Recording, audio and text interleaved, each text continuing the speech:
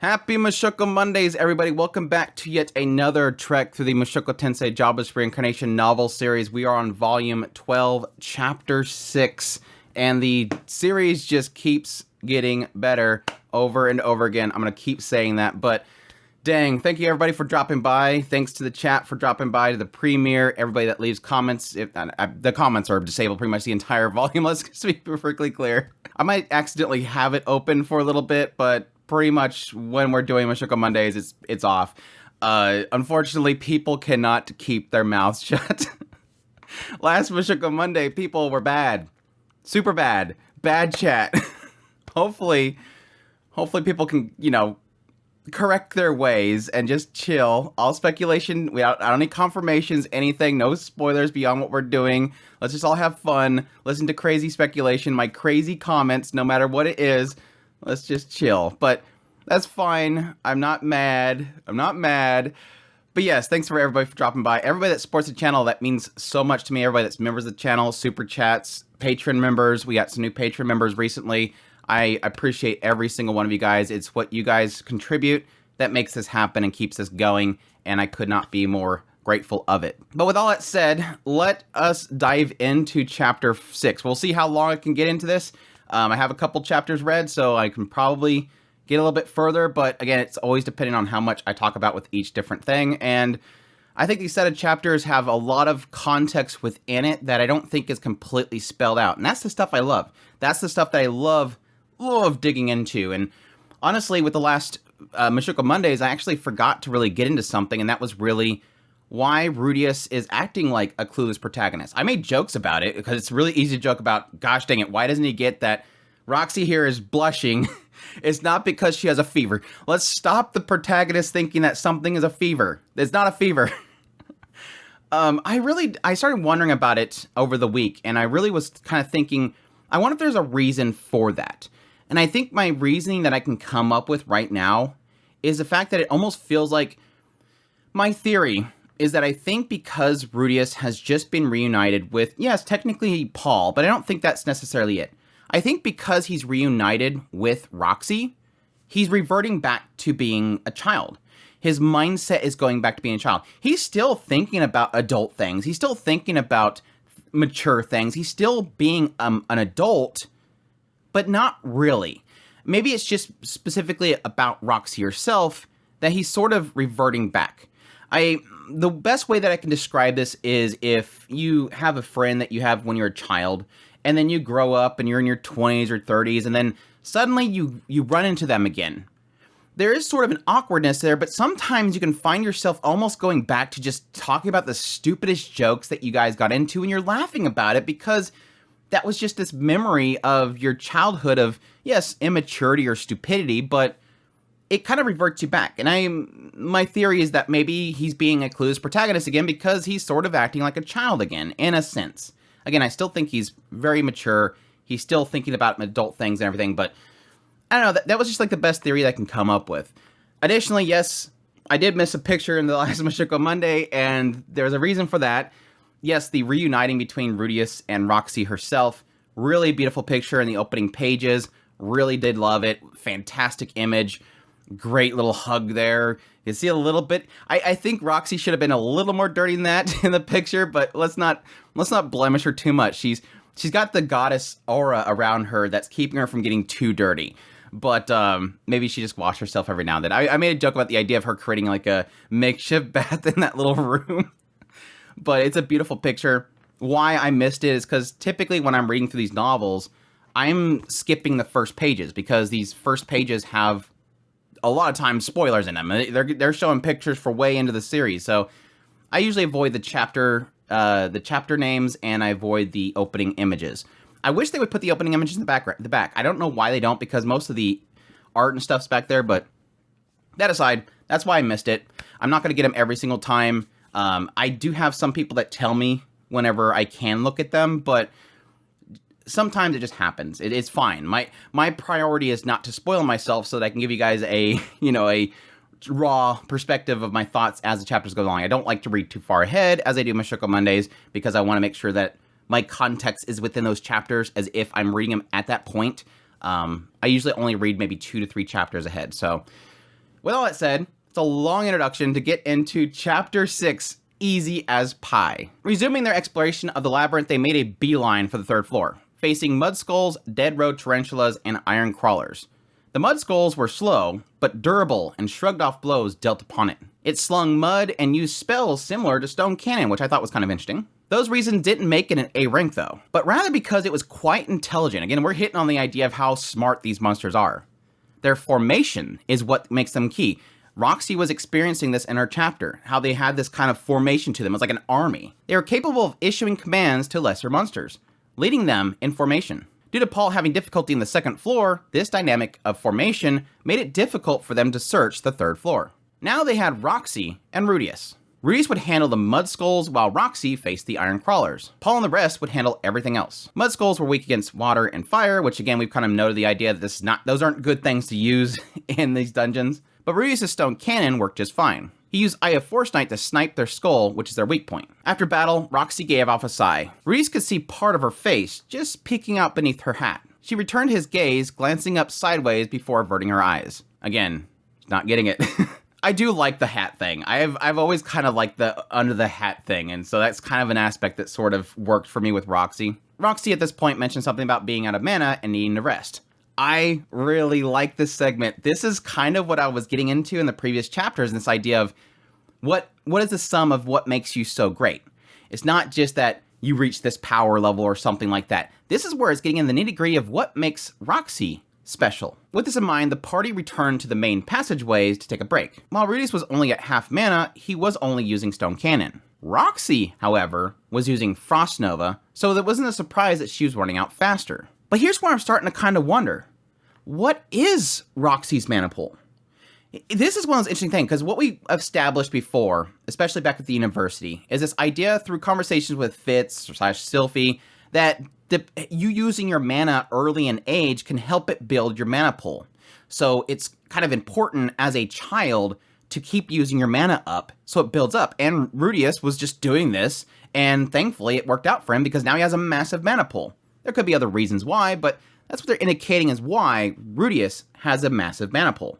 Now, the area that Fitz was talking about with this whole thing was that it's like your childhood, assumingly before you reach the age of 10. And especially with silent casting, you had to do it at a certain point as well. But what is that for a Magurdian? That's human age, or presumably elf as well. But what does that mean for somebody that lives longer than a human?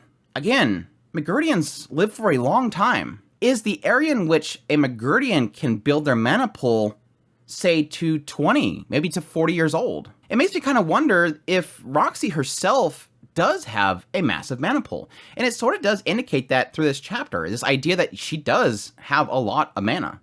And it makes sense because, again, she was solo running labyrinths. She wouldn't be able to do that if she had a normal mana capacity. They're talking about the idea that somebody would clear a floor and then go back and rest because you don't have any mana. The mages are out. Roxy apologized for having such a small mana pool, but Rudius assured her that she had more than enough. And this is where we're getting into how she is technically exceptional compared to Rudius. Her use of magic was exceptionally precise, slinging spells in a narrow area without missing. Occasionally, Water Cascade would splash Paul or the others, but her Icicle Field was on point, which you have to be. If you're accidentally splashing Paul or something like that with water, again, what's her rotation? Splash everything, Frost Nova to freeze him. If she were splashing Paul and then Frost Nova, Paul would be frozen. She's very precise with it. Precision required an appropriate amount of mana as well. I would assume that means the idea that if you create a Frost Nova, depending on how much mana you feed it, will make it larger and more broad. So if she can control that mana flow perfectly, she can tell how far she wants to go. Again, what she was kind of mentioning with the fortress, she was making this earth fortress that would come up and she would stop the spell. She's very precise with her use of her mana. And that also applies to the idea that, yes, if she does create too big of a Frost Nova field, it's not like it's going to affect anything because she still hit what she wants to hit, but she's expending more mana. She's very, very experienced in this. Additionally, she went on fighting for quite a while. By no means did she have a small mana pool. It was likely the same size as Sylphie, if not larger. And again, Sylphie trained when she was very young. So it kind of applies this idea that they're kind of, not Rudius probably, but at least with Sylphie and Roxy, these are people that built up their mana pool when they were young. And again, it did technically mention the idea that when Roxy was younger, At some point, a mage came by, inspired her, and she started training, but didn't really indicate at what age specifically. At this point, 2 days had passed since they went to the 3rd floor. It took the author of the book 5 days to delve this far. They outpaced the author and moved on to the 3rd floor, several times mapping it out. He's like, we're doing better than the author. You're using the author's math, dude. But again, I would probably mention the idea. I mean, they didn't get the details about who was with the author of the book. I mean, we don't know how skilled these people were. Rudy's party has got a bunch of exceptional people, including himself. Geese was ready to find the magic circle to the 4th floor. While they were on a break, Roxy rested her back against Rudius's. He figured that she felt more comfortable than resting against the wall. A side benefit for him. While they sat there, Roxy spoke up. You know, I never thought that I would get to dive in a labyrinth like this with you. Me either. Say, is there anything I'm doing that I should be more cautious about? Huh? You've got the essentials down when it comes to moving as a group, so there's no advice I can offer. Oh, thank you. Using magic voicelessly with perfect precision, you really are incredible. Not at all. I still have so much to learn. Reese was being truthful. Seeing Roxy really made him feel that way. She didn't add to her cards in her hand, but rather increase what she could do with what was in her hand, combining existing items in her arsenal to overwhelm her opponent. Again, her rotation. She's using multiple things together. He was sure he did the same in the past. But at some point, he moved to just using Stone Cannon and Quagmire. I like this. This is a growth point. This is such a significant growth point. Again, you can just read past this and probably not get much out of it. This is saying a lot. Rudius being... And it was so funny because in the previous Mushoku Monday, what was I kept saying? I wonder when he's going to take Roxy off the pedestal. I wonder when he's going to see her as just normal. And my other prediction was the idea that he was going to back off and not overshow her on purpose because he's too afraid of making her feel down. No, this is the opposite. She's making him feel down. Legitimately, he's feeling less than her. He's seeing how incredible she is. Because at some point, what was the progress of Rudius? From the very beginning, when he first started discovering magic, he started using his mana a bunch, but at some point, he used his knowledge of the previous life to combine magic together seamlessly. And this is a shock to everybody because it's very difficult to explain how to do that. He was doing it so easily, and yes, explaining it to Sylphie very easily. Well, if you want hot water, you combine fire magic with water magic. He was combining back then. He was experimenting. But at some point, going forward, at some point, he started to have to... He was purposely not using his mana because he was traveling from the Demon Continent. He was reserving his mana at all times. He was never really experimenting. He wasn't trying new things. It wasn't until he lost to Orsted that he started experimenting in, and that was the whole disturbed magic thing. But then it went into him going into his turmoil, the whole thing with Edis happening. And then he went up and started venturing, and what was he doing?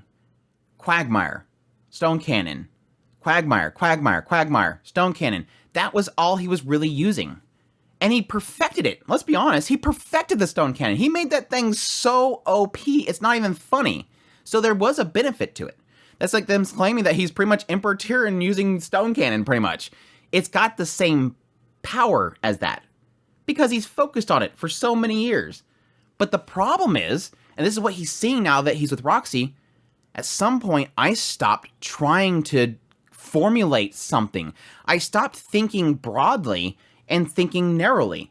All I'm using is Stone Cannon. All I'm using is Quagmire. Roxy, though, she's got this hand, and she's using all those cards with each other. She's not bothering trying to do crazy stuff and adding things outside. No, she knows what she has, and she uses it effectively. She has an arsenal, and she's using it effectively. Me? Stone Cannon. Stone Cannon. This is so... Interestingly, because it can be a massive growing point for Rudius, and realizing I need to think more broadly. And I think there is a reason why he's thought so narrowly. Stone Cannon works. It's effective. Quagmire works. It's massively effective. The Mist, it's effective. And again, it's for a purpose. When he was at the university, what was he thinking? Like, I can go and learn more than here and here and here, but everything there is environmental. It affects the environment. It's stuff that's just too broad, like stuff that he doesn't think has a use. Roxy figured out uses for this stuff. Again, she's thinking very methodically. She's thinking very technical and precise and calculative. Rudius is just fire, which I think is, again, sorry, long story short, I love this stuff. This is so good. Again, it's so interesting, the idea that he's making her feel so lacking. But the opposite is true as well.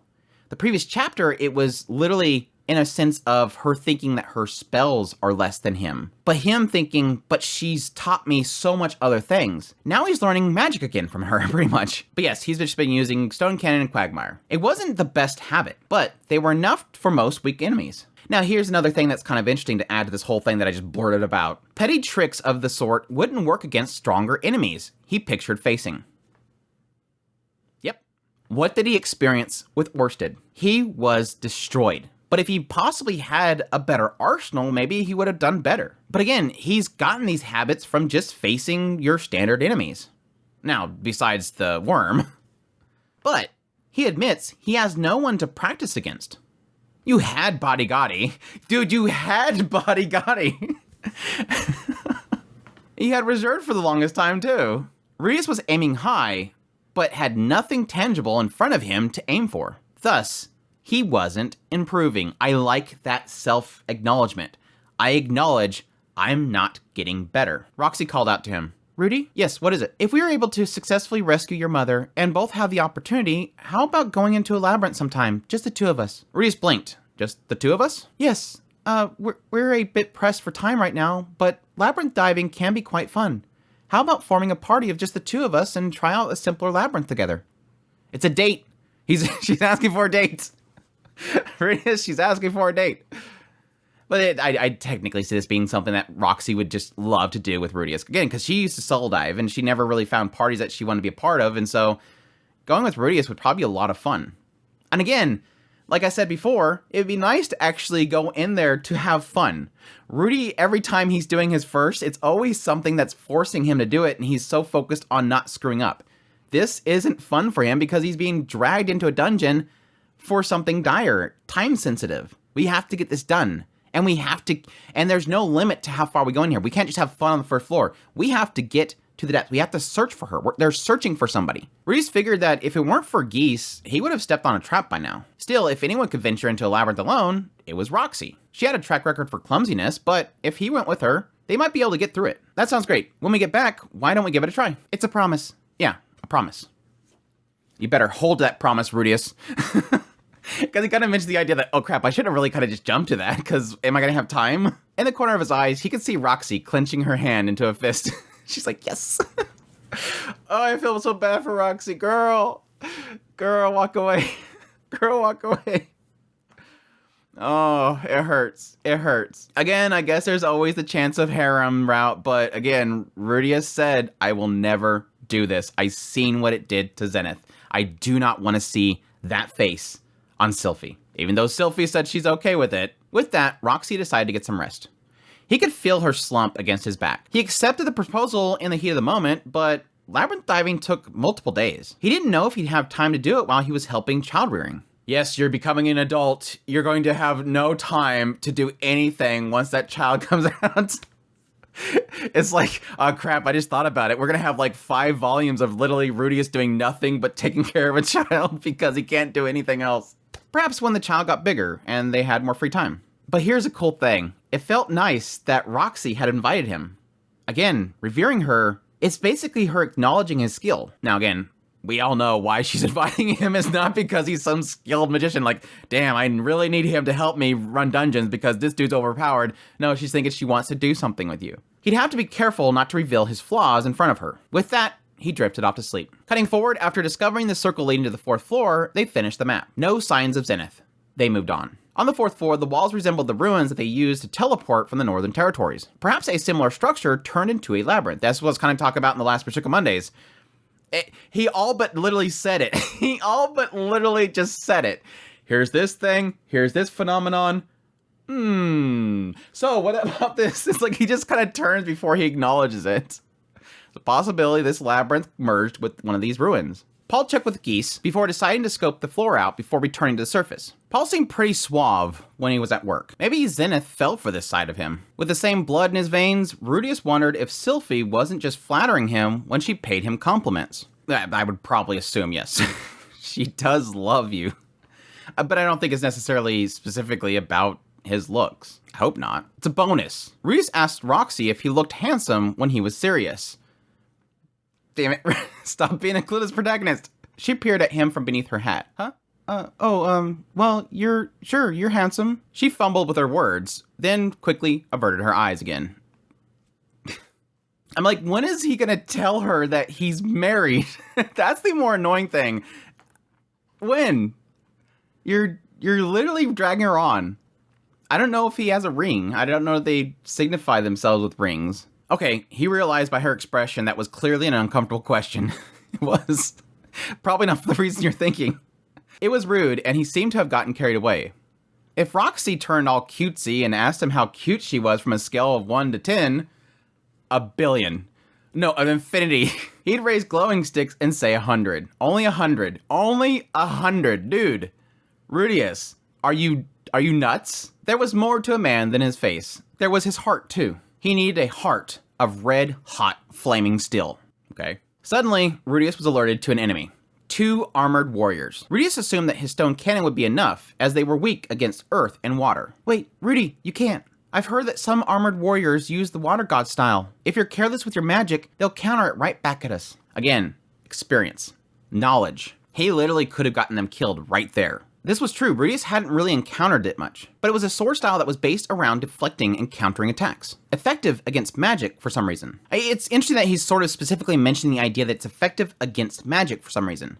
My assumption is that it's using a battle aura, which again is technically mana, to sort of deflect something. So it's maybe an idea of using mana to push mana. He wasn't sure how, but they could counter magic with a flash of a sword. With 4 arms, they may be able to engage 4 people at once and counter every single attack. Which that was really interesting, because my assumption when he first started to kind of mention the armored warriors, I'm just thinking, okay, yeah, bunch of arms, and it's just a bunch of attacks that are coming down on you, just a rotation of arms and blades. But this is even more so in the idea that not only can they attack 4 times, they can deflect 4 times. So they can defend against 4 attacks or attack 4 times. Makes them pretty brutal. All right then, what should we do? Let's cover the others and trip them up. It's our first time against these opponents. We have to be cautious. Reese informed Paul that he would use Quagmire. The enemy had a lot of power and was fearsome, but sluggish. Their heavy armor meant that they sank easy into mud. He could probably have them sink through the floor completely, but he had to keep in mind environment-altering effects. It's like, yeah, he could probably sink them all the way down maybe to the next floor if he wanted to. But again, he could cause an entire collapse, because once that ground is softened, what happens? Everything else kind of caves in with it, possibly. He sank them up to their knees before they advanced and sunk into their thighs. Ellen Lee shouted out, Paul, I'll take the left. Gotcha. Wait, you're always taking the left. The walls get in the way otherwise, and it makes it difficult to swing. You're the only one thinking about yourself. Whoa, that was close. That's kind of the annoying thing about being inside of an enclosed area is that, yes, technically if you're on the right side and you're right-handed and you're hitting the wall, but yeah, technically Paul is right-handed. I mean, he does have a left hand, but he's not really using it right now. I think he uses it later because we find out what exactly it does, and it's technically effective against these. Technically, Ellen Lace's attacks is more thrusting, so it makes sense that she would be on the right side. Paul handled them with ease, deflecting incoming attacks with his right sword, severing arms with his left. There you go, yeah, he's using his left. The monsters were heavily armored, but that apparently didn't matter. Swordsmen of the sword god style were beasts, which yes, sword god style being a good defense is a good offense. It's literally just destroy.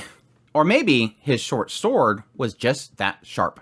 We'll find out again. We'll find out why that is. Ellen Lace, while not taking much damage, seemed to be lacking an offense to land a killing blow. Roxy called out to Rudius to release a synchronized attack to Ellen Lace's opponent. He agreed before calling Talhan to shield them in case they were actually countered. Again, if you're going to throw something at the thing and it possibly might deflect it back, Talhan will be there to shield them. If Talhan didn't die instantly, Rudius could heal him up. That's kind of a bad mindset. Hopefully it doesn't kill him when it comes back, but he should shield us. He had to hope that it would miss his vital organs. Poor Talhan. That's what they call a meat shield, pretty much. They cast it at different times, but released it at once. Again, experience. Pretty much lining themselves up. She has to do this long incantation, but he can do it instantly, so if they just he just waits a minute, they can fire at the same time. The enemy shifted to defense, to deflect, but Ellen Lace took the opportunity to shield bash it, throwing it off balance and allowing the magic to connect. Both enemies fell at the same time. Should come as no surprise, but these A-rank monsters don't go down easy. Paul says that, but the battle only lasted a minute. While not a single blow, it wasn't a tough fight. Yeah, but I think a minute in a dungeon where there's lots of mobs is actually dangerous. If you think about it, if you're stuck fighting for an entire minute, that gives more time for other enemies to come and attack you. And if you get a lot of enemies, you're stacking up time and eventually you become overwhelmed. It is technically a good thing to be able to take down things really quickly. It might seem cheesy, it might seem like the whole thing is too easy and too weak, you need to get something more difficult, but no, quickly is actually a lot better. Again, this isn't just a game, this is their lives. Paul's skill was expected from someone who had achieved advanced tier in all 3 schools of swordsmanship. Rudius figured, ability-wise, Paul had it in him to reach Saint tier. No, Rudius figured he was already strong enough to be Saint tier. Strength shouldn't be measured by rank alone. Again, once again, we're hitting on this aspect that rank is literally nothing. It is a way to sort of measure yourself and allow people to know what you're capable of, but it's not something that you really need to have to go after. There's no reason to have that label. The label means nothing if you can't utilize it. It's just like the old saying of experience in a job is worth 1,000 more times than a diploma from a college, because it's experience. Father, have you gotten stronger than you were before? This slipped from Rudius' mouth. He feared that he boosted his ego. No, not at all. I'm weaker now than I used to be. Paul didn't smile, just glanced his way before looking forward. Come on, let's get going. And don't let your guard down. His words were a sobering reminder. They were in a labyrinth right now. Rudius had to pull himself together. Paul was looking really cool. Norm would probably be delighted to see how suave he looked in action. Yes, you'd be over there going, oh, goody, goody, goody. Oh, what's this? Ellen-Elise got a look at Paul's face before covering her mouth, smirking. What's that grin for, Paul? It's creepy. God, I love this girl. I need my display. I need my display. Come on, you don't have to make those kind of comments. Are you really that happy that Rudius complimented you? Oh, don't worry. I understand. She gave out a laugh. Enough already. Shut it. I freaking love those two. Nope. Rudius thought, same Paul. Nothing has changed. I mean, technically that's what he was doing the entire beginning of the labyrinth and he didn't want to acknowledge it. They fought more armored warriors, then returned to the surface. The route took approximately 5 hours. This was going to take a while. While Rudius feared that Zenith couldn't hold out, they couldn't rush it. There's that... I think Paul, more than anybody, is going through this right now. Like, I want to get down there as fast as possible. What are we waiting for? Let's get back down there. Keep going, keep going. They didn't need another accident, like with what happened with Roxy. Yes, we don't want Roxy in danger anymore, Rudius. Rudius was growing nervous, despite it going smoothly, but he didn't feel emotionally overwhelmed. They had to keep at a good pace. Back at Rapon, they held a meeting. Rudius would draw up more spirit scrolls, which thankfully the materials were readily available there. He simply had to draw a reference and Ch6-7 would handle the rest. She was quite skilled at it, having previously worked to draw scrolls up at Millis Church, which I think was kind of an interesting little insight. She promised that she could have 50 copies made within a day. Dang, girl's turning them out. She just turned them out. I'm growing more and more liking Ch6-7. I hope that we get more of Ch6-7. Vera as well, but more so Ch6-7 because I think what's going on with her is a lot more interesting and dynamic. Now, granted, Vera sort of plays into what's going on with her, but just more the aspect of how, like, she's this secretary, basically, and she has all this knowledge. She's very book smart, and yes, apparently very skilled at making scrolls. I bet her and Nanahoshi would kick it off. Geese had purchased chemicals that were supposed to be effective on armored monsters. If aimed right, apparently it would coil around their joints and slow them down. Again, this is kind of the specialty of Geese himself, is that he's got this knowledge of just tricks of different chemicals and stuff. Ingredients and stuff. Rudy suggested using oil on the ground to make them lose their footing, but Geese laughed, saying that Paul would fall on his ass. Paul and Ellen-Elise went out shopping. They needed a new weapon for Ellen-Elise. Again, she was not very effective. Her S-Stock again was magical and able to create a vacuum, but it wasn't suited against armored warriors. Now here's the interesting thing. The short sword that Paul was wielding in his left hand was a magic item purchased in Rapon. So we're finally finding out why is he holding this in his left hand? He's not left-handed, really. That's not his dominant hand. And he's not doing it just to look cool and dual wield. He might have been. He might still have been doing that. It had a steel cutting ability. The tougher the opponent, the sharper it became. It was a rather rare ability. So much that the people in the market were unable to identify it. They treated it as a dull butter knife and sold it for pennies. That's the interesting part. Literally, what they're saying is that because it requires something to be stronger in order for it to cut better, the reverse is the same as well. The less armored something is, the more dull it became. So they were literally saying that it couldn't even cut meat. It couldn't cut through dry meat because it wasn't strong enough. So it wouldn't sharpen enough. So they literally thought it was just a dull knife. Paul claimed his keen eyesight helped him reveal its true power. But Rudius knew better. He had read the legend of Pedagogus back in Buena Village. There was a warrior whose weapon carried the same skill. Paul knew the moment he heard the line about it not cutting through dried meat, what it was able to do. It made sense why the blade, even in his weaker hand, was so powerful. Again, it sort of hits on this aspect of this similar to an RPG where you can just be farming all day in these dungeons and get all these magic items, and most of them are kind of useless and they sell for pennies, but every now and then you find that one that has that skill on the bottom and it's like, holy crap, now I'm massively overpowered. Or it hits at the idea that you could technically get these OP weapons and give them to somebody that's not as skilled, but they're still extremely powerful because they just got boosted up. Eloise purchased a single Gladius. It apparently had the ability to emit a shockwave when thrusted forward. It didn't do much damage, but it allowed them to gain distance between them, sending them backwards. It costed quite a bit, but Eloise exchanged a magically imbued crystal. Rudy wondered how many of those she had. She's just like, she keep pulling these things out of her pockets. That night, Rudius was invited to go drinking with Roxy and Talhan. Rudius tagged along, but felt that he couldn't chug alcohol in front of Roxy. Can't be getting inebriated in front of your goddess. It would be a meeting between the three magicians, but it just turned into Professor Talhan pretty much lecturing them on what made a man a real man. Men were supposed to have muscles. Superb muscles meant superb spirit. It wasn't a conversation for magicians, but Rudius agreed with him. Men should be brawny and strong. Roxy, on the other hand, drowsily sat through it. She doesn't care. Again, maybe that's why he ruins the spirit of men, because he talks about strength and drinking. I don't know. We'll see. She couldn't have been less interested. Not that Rudius could blame her. The next day, Lilia bid them farewell as they dove back into Labyrinth. Journey to the 4th floor was smooth, due to their preparations and change of gear. They were also lucky, taking them only 3 hours and almost no run-ins with monsters. I started wondering right here, is there possibly another party in there? It hasn't really gotten too much detail. I mean, yes, we sort of had that whole incident where Rudius and Counter Arrow was going down in the ruins, but that was a ruins, not a labyrinth, and ended up running into another party, and that whole conflict and how adventurers handle that situation. But it's interesting that we haven't really had them in this labyrinth run into anybody. But again, it makes sense.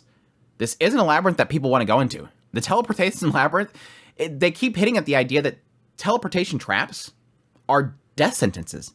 And now you have literally a labyrinth labeled after this is what's here. This is all that's here. Nobody wants to go here. It's even so much so surprising that somebody actually apparently found Zenith in there.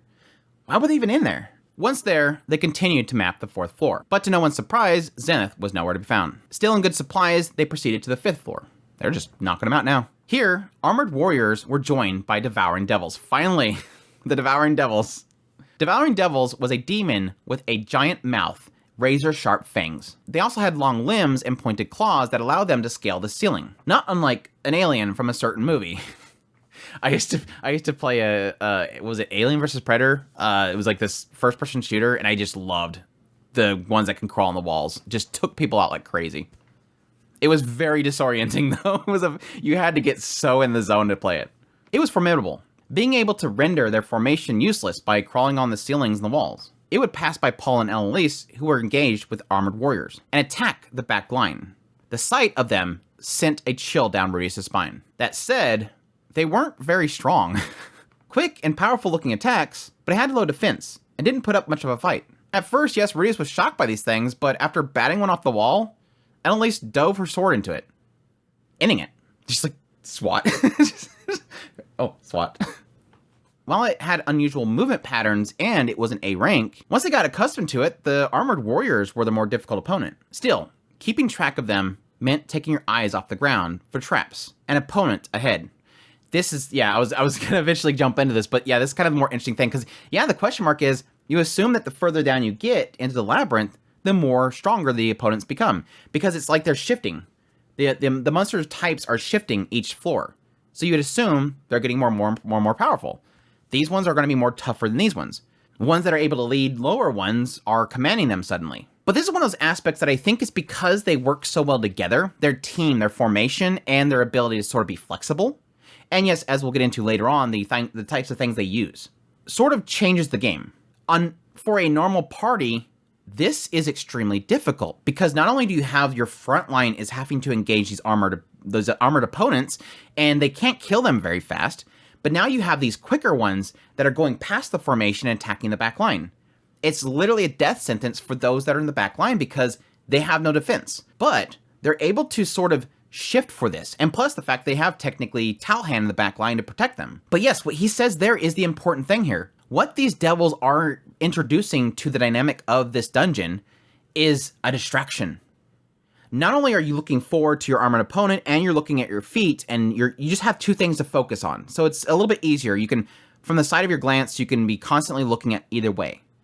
Now you have to look up. Now you have to look to your right. Now you have to look to your left.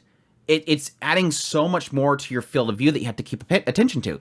And again, since you're having to always be worried about what you're stepping on, now worried about what's going to chomp you from the ceiling, it's very distracting.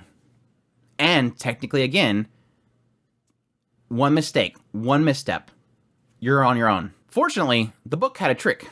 Roots of the Taofro tree, which were sold for consumption. Burnt, it would make the devils descend from the ceiling because they hated the smell. They also tried to escape from smoke. This made them closer to a C rank. The author really did his research. This author literally just pretty much spent like this long second of time just like writing down everything in there and testing out so much stuff. It's literally almost as if these chapters that we're reading through here is tragic in a way because it shows you how much this guy researched this place, how much knowledge he had.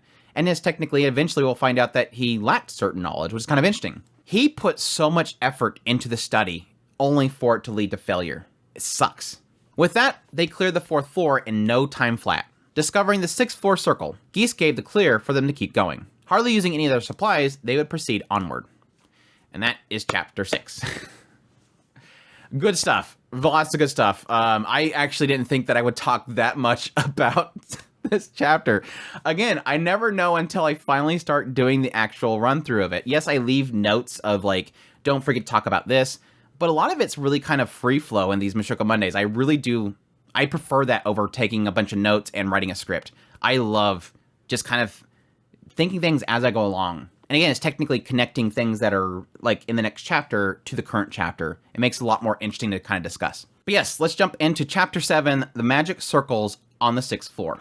This is super interesting. This completely shifts this entire dungeon. On the 6th floor, it was covered in devouring devils, armored warriors having disappeared completely. While the incense helped, there was just far too many of them. So many, you had to ask just why were they so numerous? The answer came when they reached the deepest part of the 6th floor. There was a room leading to the next magic circle, which was a nest. A swarm of beasts crowded within. A countless number of eggs sat at the edges. They were oblong, slimy, and not unlike cockroaches. It sent a chill down Rudy's spine. Yeah, I had this mental image of aliens.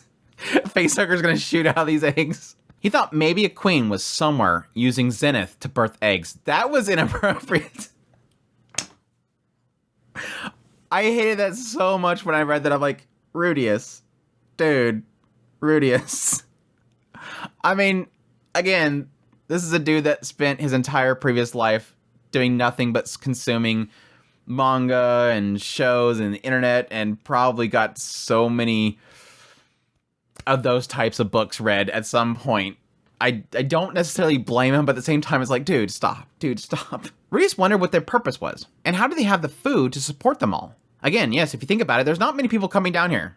Like, what are these things eating? Asking Roxy, she said that there was theories about them feeding off of mana. Which, yes, technically, I think that was sort of what I was assuming. Again, Labyrinths has a core. It has mana flow coming through it. Monsters come in there, they die. People come in there, they die. The mana flows to the core itself, enchants magic items. And yes, these things are probably drawn down there just like the monsters outside were. They're drawn down there, and if these monsters specifically, if the Devouring Devils themselves specifically only feed off mana, they're eating and maybe possibly passively consuming that mana. Again, as that mana flow from fallen things come by, maybe they're absorbing it. Forests and caves had a high concentration of mana, as well as monsters. And Anahoshi did mention magical energy being found in all things throughout the world. Using Eye of Magical Power, yes, technically somebody could confirm that this is the case. With him not feeding off of his spells, it could mean that there was certain magical powers that could be consumed and some that couldn't. Which I thought was interesting. Yeah, that technically makes sense. If your magic is made of mana, and you shoot something at something, why wouldn't it not just like absorb it and eat it? Maybe it's because once it is used into a spell, it is becoming that. The casting of your spell is technically taking mana and converting it to an object or a chemical or whatever. And at that point, it's no longer consumable for them. But again, it also plays into theory in my idea that it's not necessarily them like chomping down on mana, it's just that it's absorbing into them as it flows by. Paul had also told Rudius long ago that monsters were attracted to magically imbued crystals at the heart. Again, that's what I was talking about there. Was it really that enticing? Why were they staying here and not delving deeper? Now there's the big question mark. The assumption is that the Guardian would eat them. Like the Guardian down there is like, yeah, sure, come on in. All right, chomp chomp. It is kind of interesting that why they just kind of got to this point and they just stopped. Unless they just physically can't make it down there, as we'll find out in a minute. But again, it goes back to that whole thing about how everything sort of, all the monsters themselves sort of avoid teleportation circles. And yes, technically in order for them to get to the next floor, they're going to have to touch those. But then it also makes the question mark of how they got to this point. It is so funny, this writer has literally delved into so much detail about labyrinths, and yet there's so many more questions to answer. Instead of going deeper, they just created a nest. There wasn't any point to pondering it right now. They were monsters. Just like armored warriors, they clearly didn't consume anything. He'd have to leave the questions to the experts. I'm like, this is one of those moments whenever he does this thing where he's like digging into something and I'm getting more details and I'm like, I love this stuff, I love this stuff, I love this stuff. And then suddenly Rudy will go, nah, there's no point in thinking about that. Let's move on. I'm like, no, come back, keep pondering. I love this stuff. Roxy continued. Well, no matter what they consume, it doesn't change the fact that they attack humans on sight. Let's destroy these eggs as we find them, or they'll be a thorn in our side when we next return. Roxy said this coolly as she stabbed them with her short sword. Her expression was a very definition of indifference. He liked that side of her too. With monsters producing eggs, I like how he just literally said, no, I don't need to worry about that. Let's move on. And he's like, but also...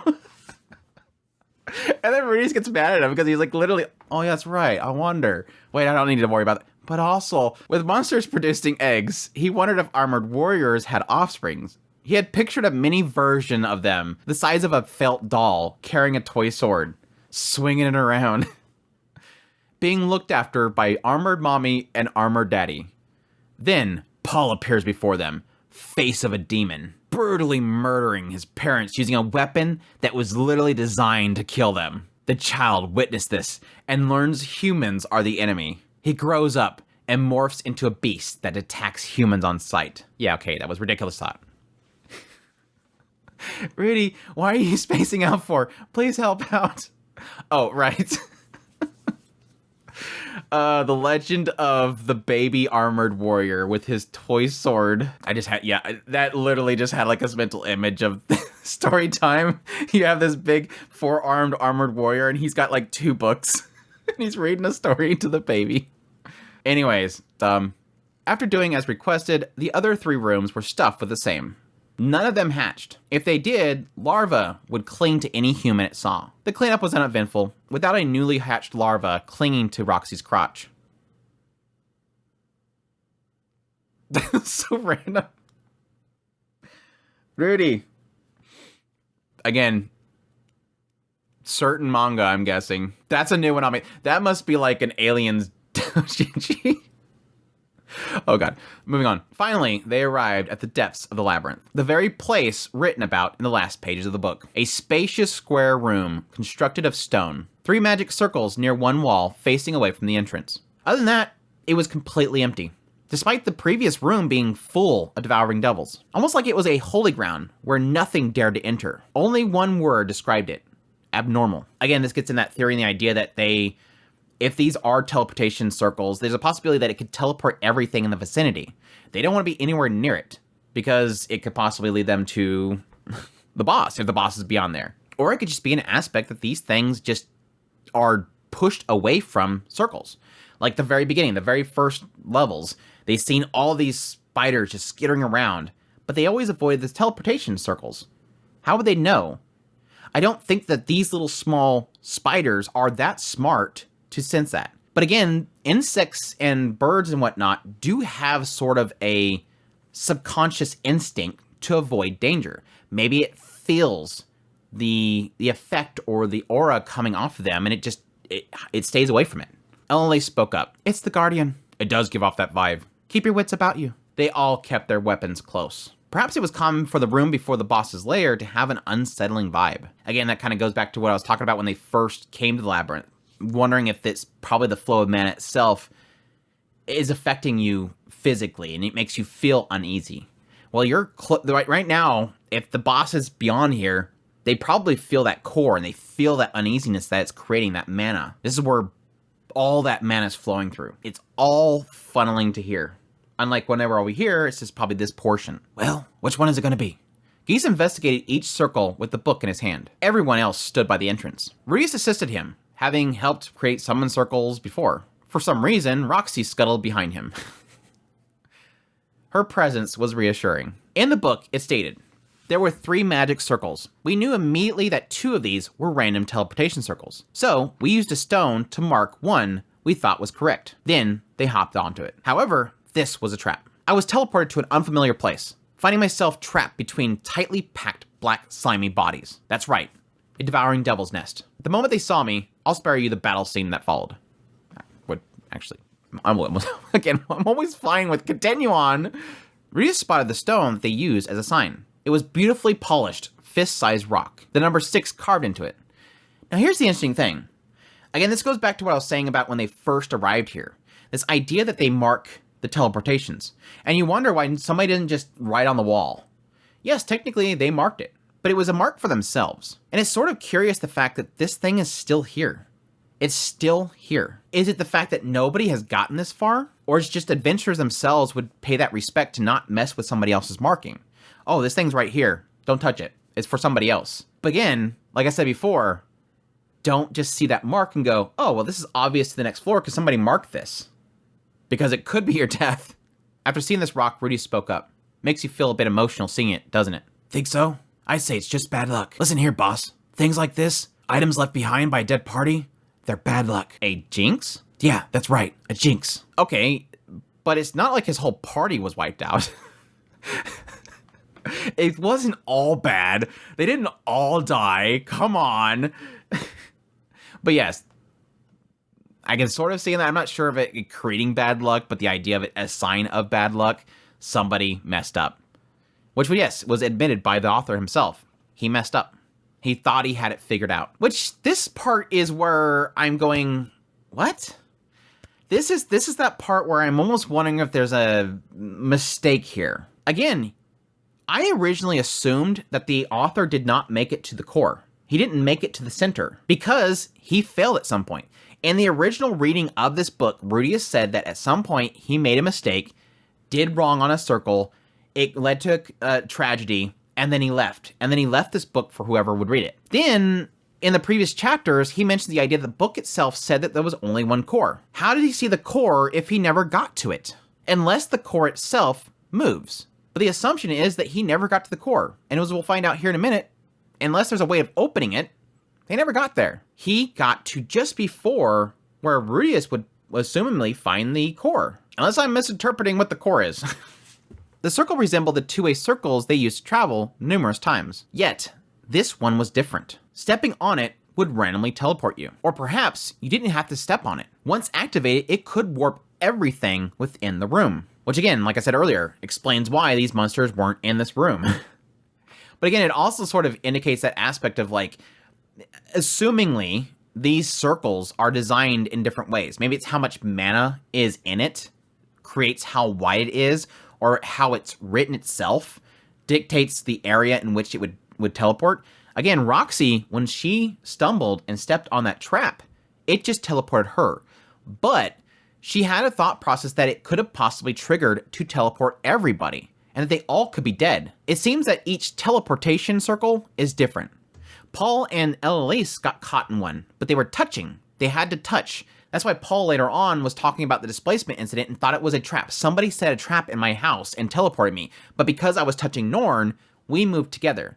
So he was hoping that some, like especially with like Aisha, that she was touching somebody so that she wasn't alone. So it indicates that some require contact, some are just an entire area, so on and so forth. So this meant that one of the other two, one that wasn't marked by the author, would be the correct one. Yet, Both clearly had characteristics of a random teleportation circle. Rudy, can you tell which one's the right one? Nope, I'm clueless. Nanahoshi might know if she was here. Nanahoshi? Who's that? A girl studying teleportation, or rather summoning, at the university. She knows a lot about magic circles, so she might be able to weigh in. Could she be your lover? Nanahoshi? No way. Again, another sign that Roxy is so doki doki on him. She's like, wait, girl, is it a girlfriend? No, Rudy, say no, I'm married. He's never gonna say it. As he laughed to himself, he wished Nanahoshi was there. Maybe Sylphie or even Cliff. While the first two were impossible, Nanahoshi and Sylphie, again, because Nanahoshi doesn't want to leave and Sylphie's pregnant. Maybe he could have brought Cliff along after all. He could go fetch him, but that would take another 3 months. 4, since he wasn't accustomed to traveling. Even still, he knew that if he got him all the way there, Cliff could say, I don't know. Actually, I did some research on teleportation at the university, but I'm embarrassed to say I can't make heads or tails of this. You researched the teleportation? Yeah.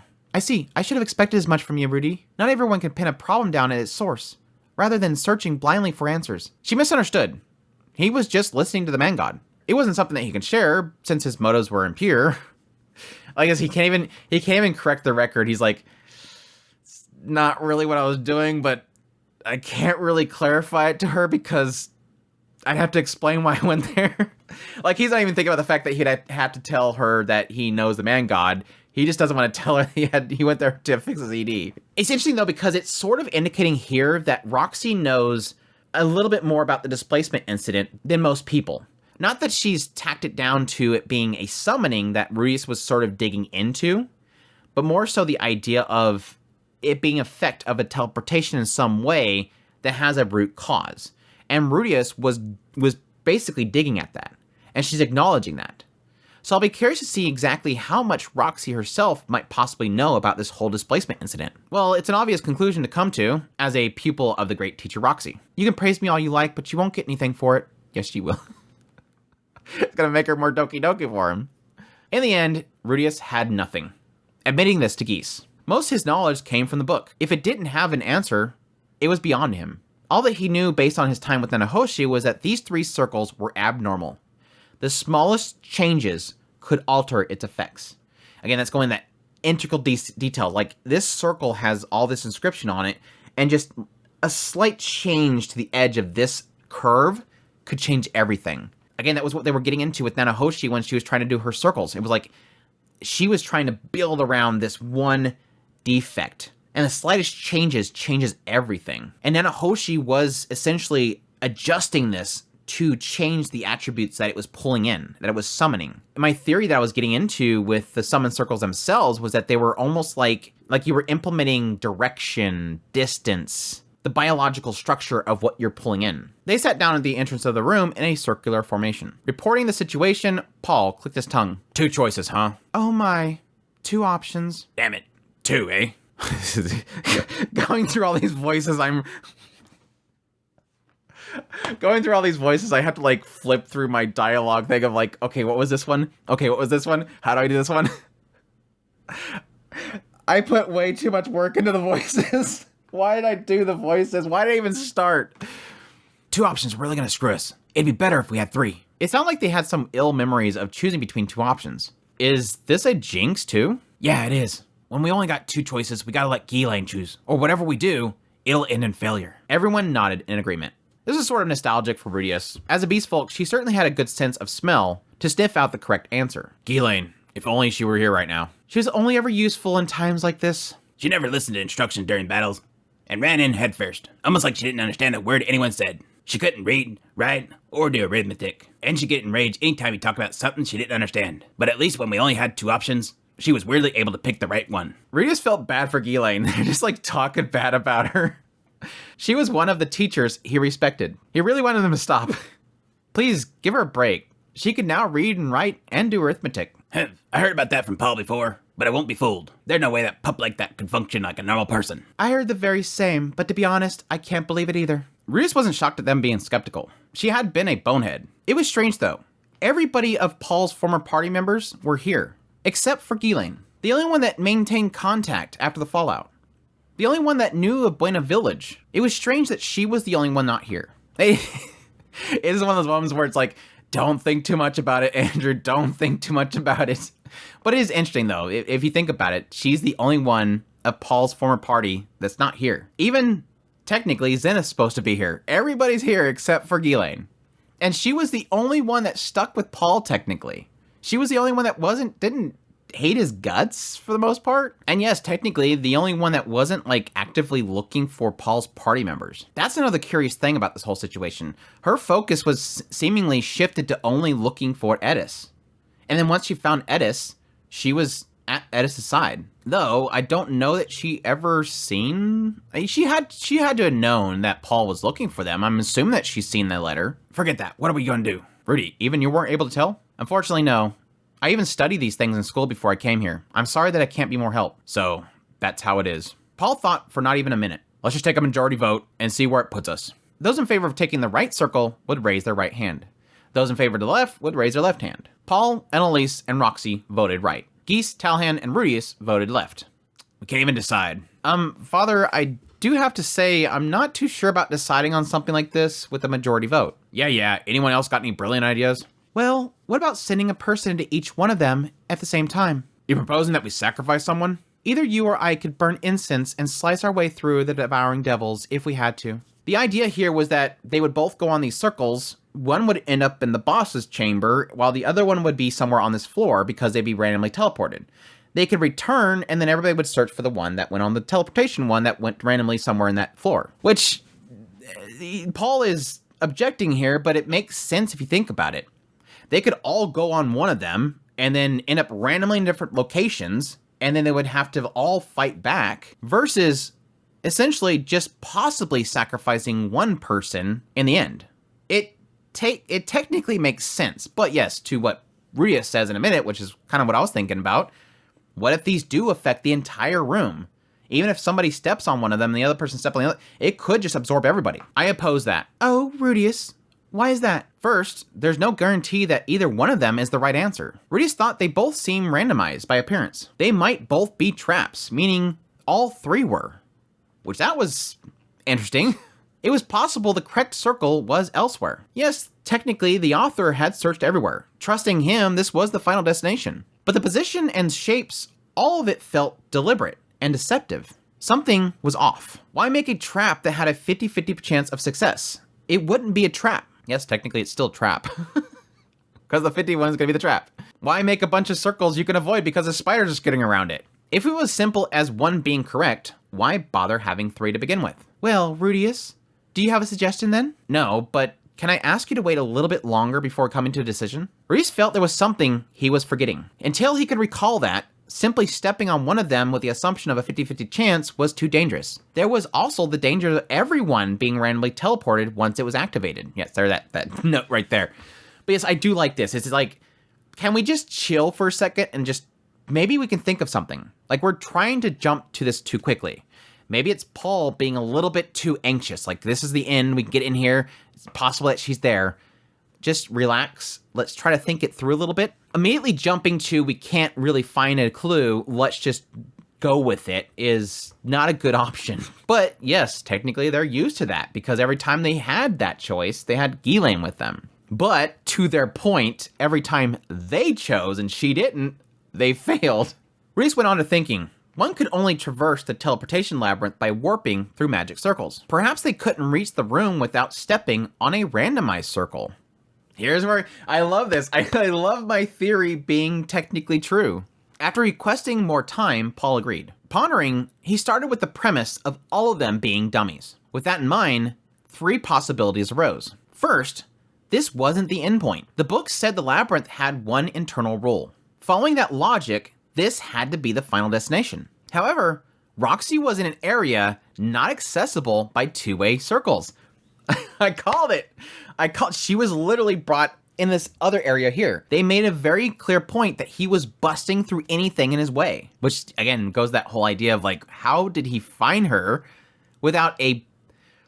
This technically answers my question mark that I had.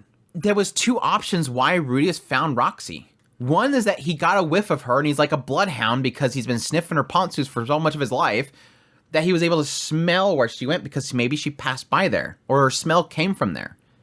But no, he's saying that he bust through walls to get to her. It was inaccessible you couldn't just walk around a corner and find her. He never mentioned that he stepped on teleporters. He busted through walls. So it gives that indication that there is a presence of Roxy. Something drew him, whether it's her mana that he was familiar with somehow subconsciously or what. But yeah, Roxy was an area that was not accessible through two-way circles. To get back to the main path, you had to find your way through over 30 one-way circles. So here's where we're pretty much confirming the idea that there's randomized, there's one-way circles, which takes you to a destination, that's it, you can't come back. And there's two ways, which is the ones that go to each floor, which is you can step on them and go back to where you were before. Meaning the end would be beyond a one-way circle. But he felt the chances were slim. Again, basing on what the book says, every floor you found a two-way circle and it would take you to the next one. Now he's theorizing, what if a one-way circle is going to take you to your next position?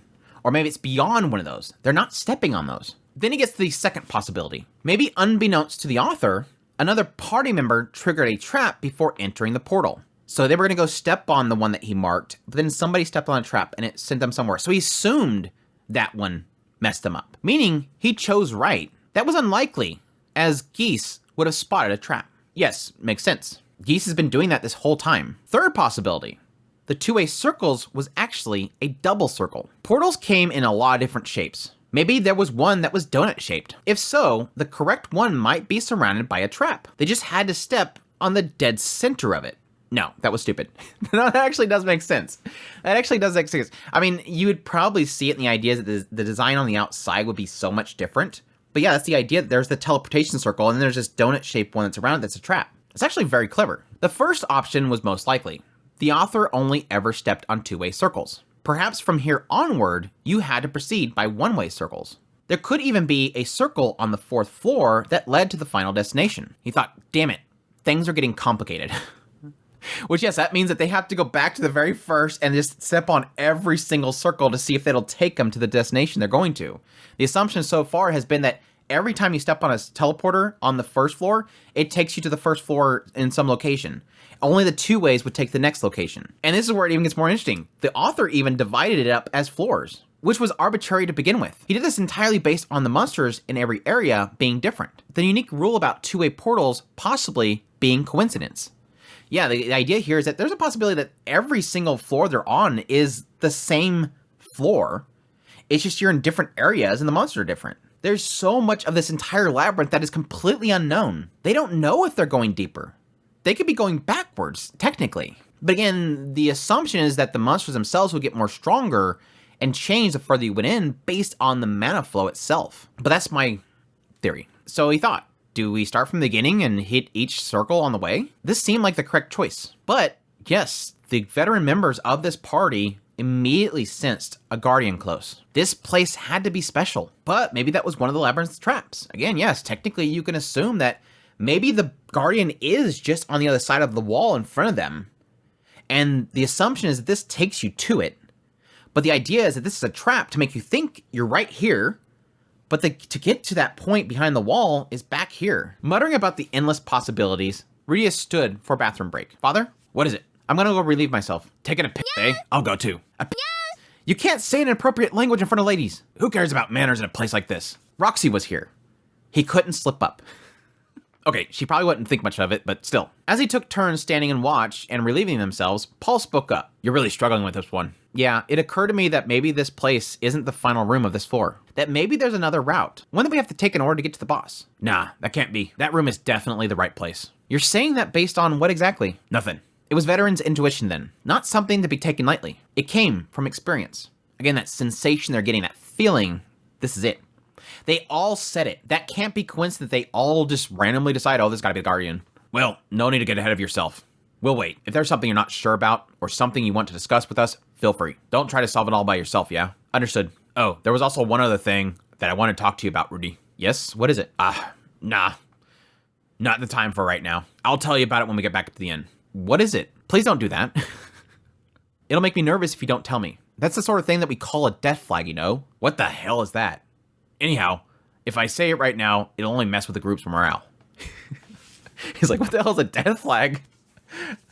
He thought, mess with morale? Was it anxiety over Zenith? Or something that might make things awkward? I sort of wondered right here if it was possibly Paul knowing what's going on with Roxy. that Roxy likes him. But I don't know that it'd be something that he'd want to bring up now. Yes, it would technically mess with morale if he told Rudius, hey, look, Roxy likes you, and you need to tell her, because then that would totally ruin Roxy, and then she might underperform and mess up. But I think it's something a lot more serious to the situation now. A reprimand of sorts? Basically, yeah. Something like that. Yeah, I don't know. True, it could really mess up things if I got all depressed and couldn't stay focused in battle. You can be as angry with me as you want once we get this done. Well, it's not like I'm angry. Just figured I'd give you a chance to prep a bit. I hope Mother's safe. Yeah, me too. The air in the room turned oppressive. This wasn't good. Paul had to be feeling helpless coming all this way with no results. Again, I also think that kind of plays into the idea of somebody feeling a little anxious, like I need to get in there, I need to keep moving, I need to go forward. Let's make a quick decision. Let's randomize our choice because I want to keep moving. As Rudius held watch for Paul, he looked around. He realized that each of these smaller rooms that were attached to the larger room were rectangular, not square like he thought before. He's seen this before, but something was missing. Yeah, I started to kind of connect here. I finally started to connect here. I'm like, it took him really kind of pointing out that, why is he thinking about these rooms? And then it all sort of clicked for me. Like the moment he's wondering about why this is laid out like this, it started to click for me. That's right. It looked exactly like the ruins he used to get here. Rudius rushed Paul back to the group before having Geese search for a hidden staircase. Again, they merged. This labyrinth was just a labyrinth, and then it merged, it touched a teleportation ruins, and it just pulled it in there. It's literally in there. Huh? Wait, I guess it could be possible. We haven't seen anything but teleportation traps up until now, but it could be that there's a hidden room or something. After putting his ear to the ground and tapping the floor, he found something. Hey, it's here. It's here. Boss, there's a cave under here. Can you open it up? Give me a sec. He fiddled with the floor, then moved towards the wall. He then returned back to Rudius. No good. I can't open it. Probably the type you gotta pry open. There won't be any problems if we break it, will there? Nah, there's no traps. Okay, boss, let's do it. Aim right here. Geese carved an X into the ground. Rudius' first stone cannon deflected off the floor. A little stronger than that. You could do it, right? Yes. This time, he increased its potency. The floor collapsed into a hole. Geese then cleared the way to reveal stairs heading downward.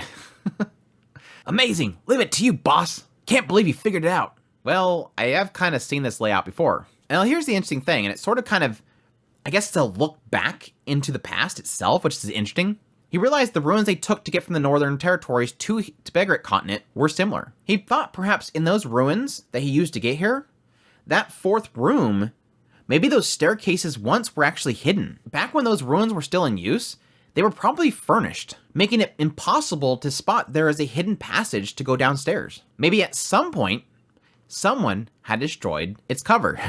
So this one, when it was absorbed into this labyrinth, it was probably still covered up and concealed. Whereas the one that he used to get here, yeah, I could probably assume that Orchard's like, get out of here. Get out of the way. Which is kind of interesting. Like, that means that, like, way back then when people were actually using these to transport to everywhere, maybe they were actually a secret location. Despite the fact that back then it wasn't taboo to use them, they might have still just been, you know, covered up so that nobody would know that they're there because they don't want people just willy-nilly transferring everywhere. Or, again, whoever created it didn't want anybody to know about it. Okay, everyone, boss found us a set of hidden stairs. The rest of the party got on their feet and were astonished at the sight. Gahaha, knew you could do it. Talhan raised his hand and slapped Rudius in the back. Ouch! That's my son, Paul declared loudly as he followed the dwarf's example and slapped him on the back. Ouch! This does make sense. I seem to recall the ruins of the teleportation circle looking similar. Slapped him on the back. Ugh! Don't get too in a tizzy. There might be traps, boss. Pass me 3 of your skulls. Oh, yeah, and here you go. Slaps him on the back. Rudius at this point just gone silent. Glancing back, this is so cute. I want to see this animated so bad. Glancing back, Roxy's tiny hand lifted in the air. As their eyes met, her hand gently stopped on his back, barely brushing against it. There, you did a good job. This is so cute. I love this. It's a nice victory lap. It's a nice group party victory lap. I like it. I love it. But then it gets sad. Roxy's expression was tinged with disappointment, as if she couldn't quite stomach the success of her pupil. every single one of his deeds was directly linked to her. So he didn't see the need for her to feel vexed. This is interesting. Why does she look like she's disappointed?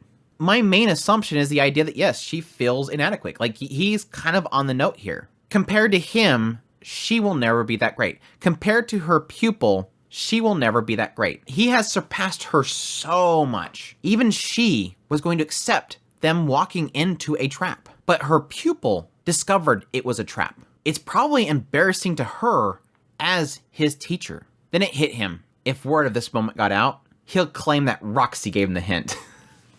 Yeah, let's dig that hole further.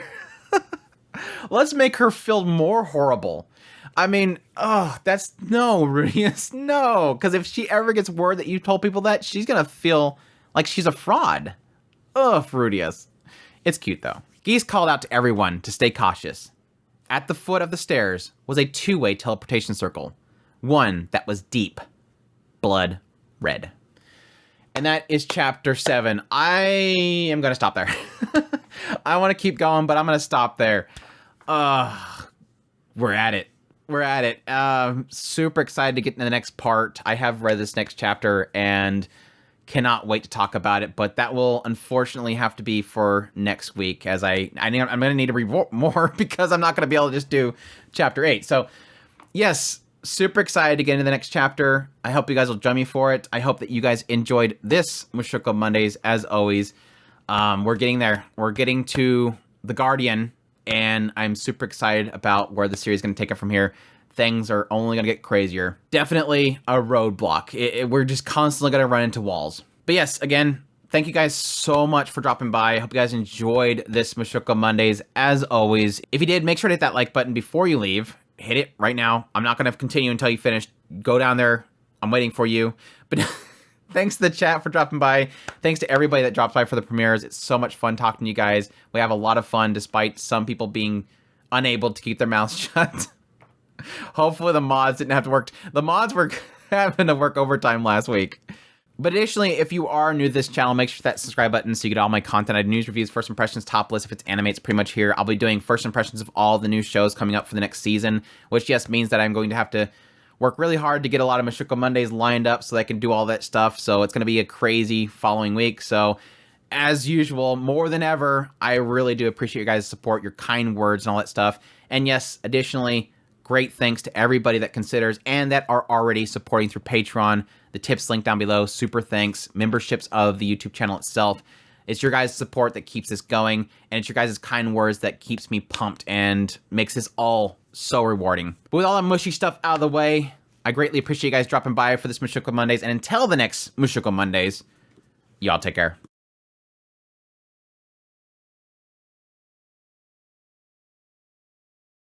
Coffee.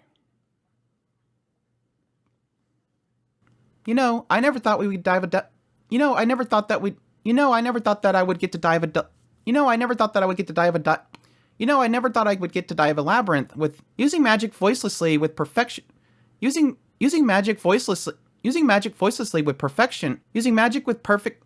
Using voiceless casting... Using magic voicelessly with Using magic voicelessly with perfect... Using magic voicelessly with perfect... Using magic with... Oh my gosh, dude. Already? Using magic voicelessly with perfect precision. Using magic voicelessly with perfect precision? You really are incredible. Not at all. Not at all. Not at all. I still have so much to learn. Not at all. I have so much to learn. Not at all. Not at all. I have... On the fourth floor, the walls resembled the ruins that he... On the fourth floor, the walls resembled the... On the fourth floor, the walls resembled the ruins that used... On the fourth floor, the walls resembled the... On the fourth floor, yes, everything sort of resembled the ruins that he used to get there from the Northern Territories. The walls and everything. On the fourth floor, the walls and everything resembled... On the fourth floor, the walls resembled the ruins that they used. On the fourth floor, the walls... On the fourth floor, the walls resembled the... Why can't I say this part? I hate it. Oh, it's like I get stuck. Brain. Just gotta take a break. Every now and then you just gotta take a break. On the fourth floor, the walls resembled the ruins that they used. Paul checked with Geese before deciding to scope out the floor. Paul checked with Geese before deciding to scope out the floor. once Paul checked with Geese before deciding to scope the floor out. Paul checked with Geese before deciding to scope out the floor. Before deciding to scope the floor out before returning to the surface. Reese asked Roxy if he looked handsome. Reese asked Roxy if she peered at him from beneath her. But it was the walls get in the way of otherwise. The wall gets in the way. Otherwise, it makes the walls get in the way. Reese was growing nervous, despite being. Reese was growing nervous, despite going. Reese. He had read the legend. He had read the legend of Petagoose back at Bueno Village. He had read the legend of Petagoose. He had read the. Once they grew accustomed to it, the armored warriors were the more. Once they got accustomed to it, the armored warriors were the more difficult unit. But it had low defense and didn't put up. But it had low defense and it didn't put much of a fight. But it had low defense and it didn't put up a swarm of beasts crowded within a countless eggs. Within a countless egg. The circle perfectly resembled a two-way. The circle perfectly resembled the two-way circles they used to travel nerval. The circle. Two options. Two options, really. Two options. She was weirdly able to pick the right one. Oh, that voice. They didn't mention that he went on teleporters. Muttering about the endless possibilities. Muttering about the endless possibilities. Muttering about the endless possibilities that maybe there's another route. One that we have to take in order to get to the boss. Don't try to solve it all by yourself, yeah? Okay, everyone, boss found us a set of hidden stairs. Okay, everyone, boss found us a set. Okay, everyone, boss found us a. Don't get too in a tizzy. Don't get too in it. Don't get too in a tizzy. There might be traps, boss. Pass me